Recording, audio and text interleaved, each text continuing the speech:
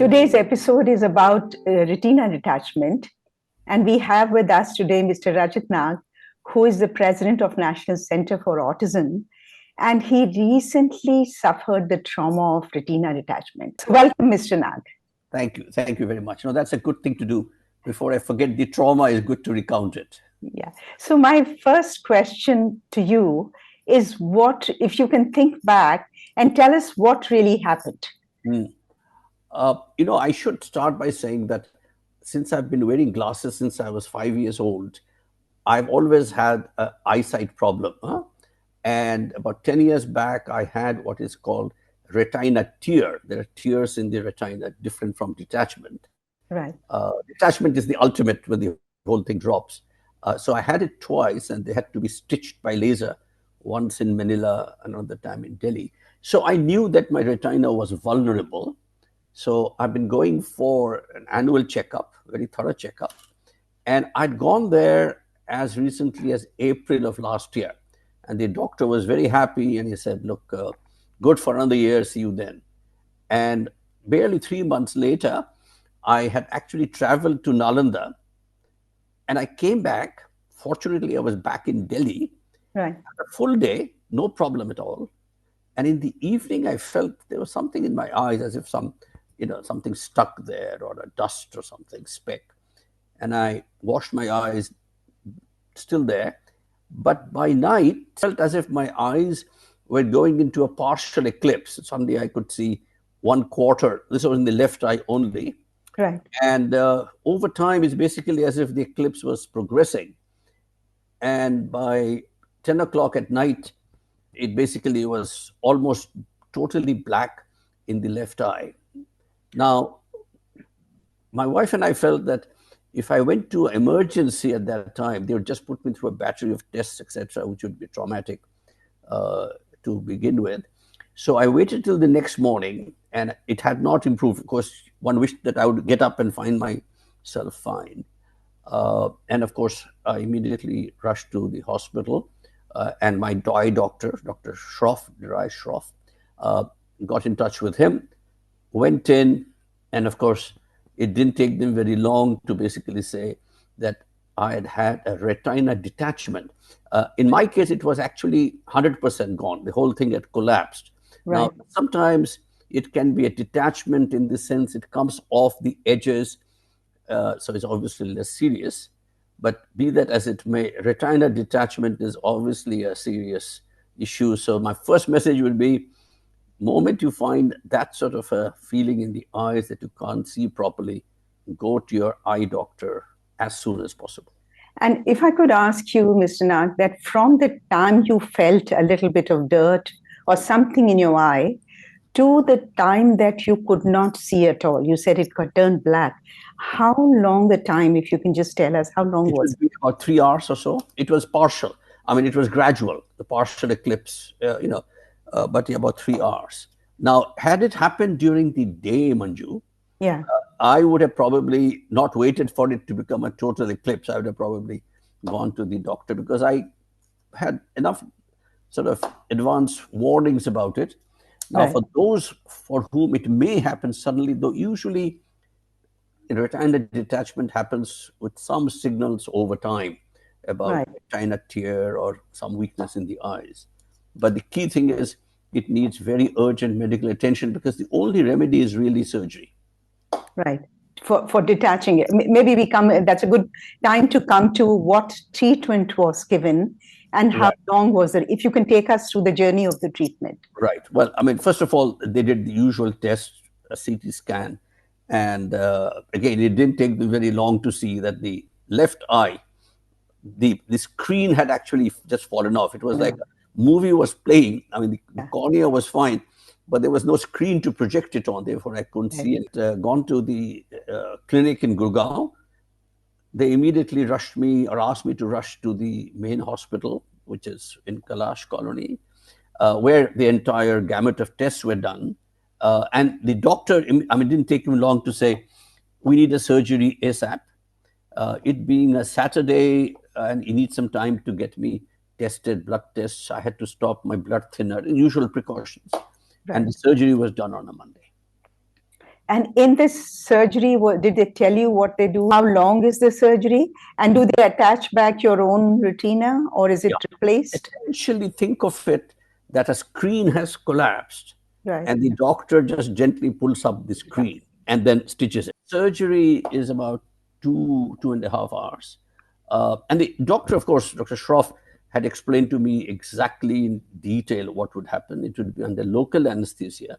They don't give any general anesthesia because they actually want you to be awake during the surgery. And the process essentially involves the doctor very gently pulling up the screen, stitching it, and then pumping a bit of gas to hold the retina in place. And I'll come to this in a moment. But that's basically the surgery. It's basically just, I mean, not a very complex process when I explain it, but it's obviously a very, very complex sort of skills needed to do that. And if it's a partial detachment, obviously it's easier because then he just has to stitch it up and it's back on again. Only two challenges, Manju, during the surgery. One, you have to really lie still because you can't sort of move your head and he's operating on your eye. And the second is they put you in a tent. So if you're claustrophobic, you can sort of feel suffocated. But my advice to everybody is tell the doctor about those issues. Anyways, they do what they call an air test in advance. And if you're claustrophobic, they pump air into the tent, as it were. The tent is basically they make a sheet over your eyes because the only thing they want to be exposed is your eye, or it's very unusual that they have both eyes, but in case, but anyway, eyes. And 2.5 hours, that's it. I mean, and then I was back into recovery room. So what's the protocol after the surgery? That is when the difficult part starts. The difficult part because for the first week or so after the surgery, you have got to lie on your stomach, lie prone for about 14 to 16 hours. And a day, 14 to 16 hours a day. Yeah, like cumulative, not at a stretch. You can't sort of do that. So you can do half an hour, take 10 minutes break. But 14 to 16 hours cumulative is still most of the time. Yeah. And let me tell you why they do it, and then I'll tell you the issues. They do it because they want to use the force of gravity to hold the gas in place. That's the bottom line. Okay? Right. And the gas, in turn, is holding the retina in place. So till the sort of retina settles down, they want to have the gas holding it up. And also, over time, the gas dissipates. So this process is about 3 weeks or so, 14 to 16 hours in the first week. It gradually then tapers off 8 to 10, 6 to 8 further down. But lying prone is really the most challenging, but it's a must. So this is for 3 weeks after the surgery. After the surgery, entire period is about 3 to 4. It depends on how you are recovering. And it sort of can be a bit more, a bit less. Do you need some other assistance in terms of being able to lie on your stomach or that is where you need a pillow. And I had to go through about 4 or 5 pillows before we found the right one. And I've got one here. And you will, I'm sure, show the details of it. The important thing is that when you put your head in this cavity, you can't breathe anymore if this part is covered. So you suffocate. But this is a Metron pillow for eye surgery. This cavity is the one which makes all the difference. The air then goes in from the side. And Shikha my wife did a lot of research, took 3 or 4, 5 attempts actually to get the right one. And that made all the difference. Because if the pillow isn't right, it's impossible to lie flat on your stomach for too long. So the main purpose is that you're resting your head on the pillow. And your eyes and nose are kind of in that hollow which is there. So that is not getting pressed. And the air comes in from the side. But the rest of the body rests on the bed. Yeah. I mean, you can also do it on a desk if you want, like you lie down like this. But you can't do it for too long. Right. So yeah, it's basically on the bed. Now, important thing, as I said earlier, 14 to 16 hours cumulatives is not at a stretch. You obviously can get up to, go eat, walk, go to the washroom, etc. Important also is to walk. You can't sort of keep lying down. And there are a lot of eye drops to be put while Oh, you're. oh, several. I mean, they give you Yeah. that regime, several Right. antibiotics, because you want to avoid infection. So there Yeah. is a fairly strong, strict regime of eye drops. I should add that, of course, during that process of recovery, you cannot and must not lift anything. Right. And even after that, uh, no lifting. I mean, no lifting of weights or heavy baggage. Over time, like to now, about 6 months after my surgery, I can't carry a suitcase, but not sort of anything heavy. Right. Because I don't want any pressure on the retina. But so that's the only precaution. Other than that, nothing much. Okay. And you feel completely okay now, recovered. Well, I would say that in my case, since it was 100% detachment, Right. I had lost my entire vision in my left eye. Yeah. Therefore, my recovery, I would say, is about 90-95%. And I think I just feel so grateful and blessed. Grateful. I'm not complaining about the 5-10% I don't have. Yeah. And I can see everything. Only thing is that, sometimes after a little while of reading, the words looked a bit jagged and all of that. But those are very minor.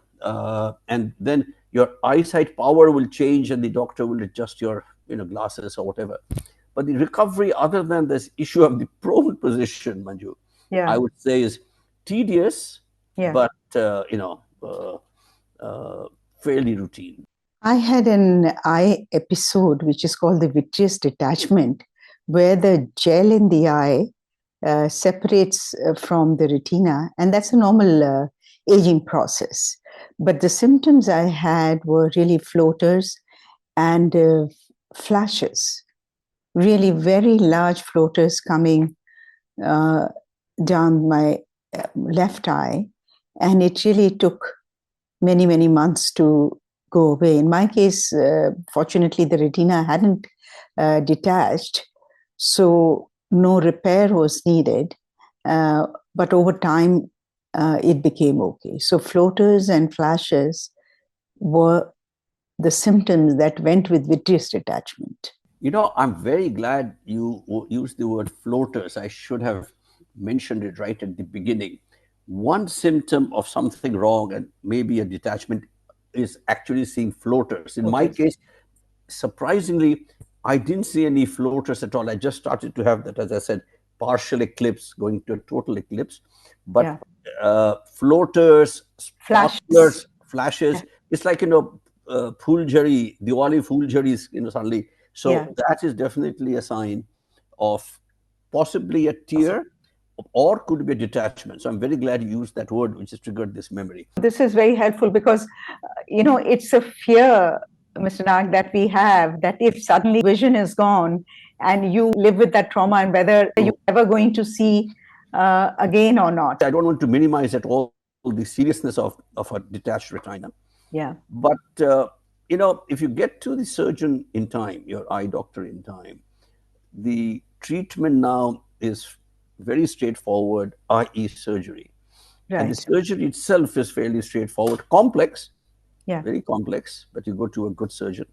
And the recovery period, as I said, other than the lying prone and taking a whole slew of antibiotics, drops, is also fairly standard. So there's absolutely fully understandable reason to panic, but take it from me, there is absolutely no reason to panic. I think the biggest benefit that we get from talking to different people, I'm talking about the channel, is that when you go for your normal checkups, like in this case, a normal eye checkup, you could actually ask the doctor, the eye specialist, to check the health of your retina. Yes, yes, That's absolutely. very important. Absolutely. Sometimes these don't get covered in the normal checkup. Just like we go for a regular medical checkup or a dental checkup, an eye checkup, including exactly what you just said, I think is very important. Thank you Good. very much for talking to us today. Not at all. My pleasure. Thank you for having me so that I could share my experience. And congratulations on the series that you put. I think this is extremely useful to hear from people who've been through it. So it's Yes. basically aankho dekha hal, which is always very sort of useful and helpful. Yeah. Thank Thank you very much for your encouragement. thank you. Thank you.